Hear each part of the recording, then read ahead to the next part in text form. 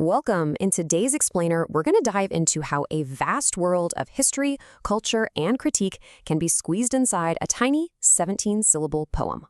Okay, so let's start with this one simple question, because it's really what our whole journey is about today. And trust me, you'll be amazed by just how much a few carefully chosen words can actually hold. And here it is. This is our subject, a haiku published in 2026 by the poet Mildred Akok. Now, at first glance, it paints a picture, right? But believe me, beneath the surface, it is a puzzle, packed with some seriously potent images that are just waiting for us to decode them. To solve that puzzle, you gotta understand the person who wrote it. So, who exactly is Mildred Akok, and what's her story? Well, Mildred Akok is a true creative force. I mean, look at this. She's a Kenyan poet, a playwright who wrote a rock musical, she founded a film festival, and she's a Christian goth. This incredible mix of identities, well, that's absolutely essential to understanding the depth of her work. Now, get this. Just 1 year earlier, in 2025, she published this haiku. Notice the vibe? It's so serene, so lyrical, all about the beauty of nature. It is a world away from the poem that we started with. And that, right there, is our central mystery. How does a poet go from a peaceful mountaintop of dawn to this turbulent storm in a teacup in just 1 year? Something clearly happened to spark such a dramatic shift.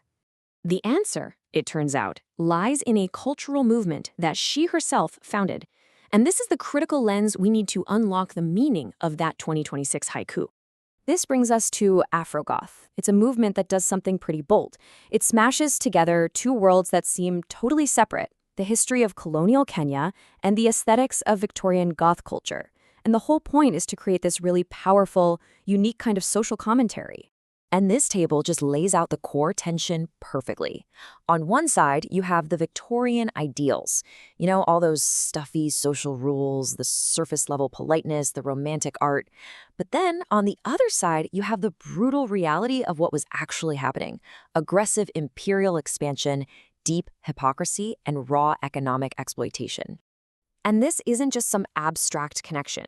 It is a direct historical one. As you can see from this timeline, the peak of Victorian culture lines up perfectly with the formal colonization of East Africa. The two histories are completely tangled up with each other. To dig into this messy history, the Afrogoth movement gets really creative.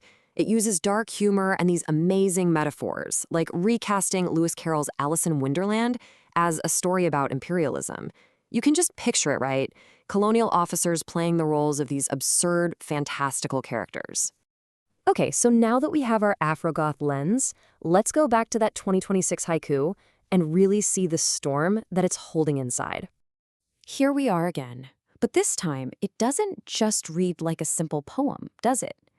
Now that we understand Afrogoth, every single line feels heavier. It's just loaded with historical and cultural meaning. So let's break it down line by line and see exactly how this historical critique is working inside the poem's super tight structure. Sieving cash crop leaves throws us right into colonial economics. This isn't just about any old leaves. It's about tea, a cornerstone of the British Empire's economy and a symbol of a system that was forced upon Kenya. The second line is pretty much a mission statement. Questioning past and present, that is the very heart of the Afrogoth movement. It's about looking back at history, not as some dusty old chapter, but as a living thing that is still shaping our world today. And that final line, what a masterstroke. Storm in a teacup just perfectly captures that central hypocrisy.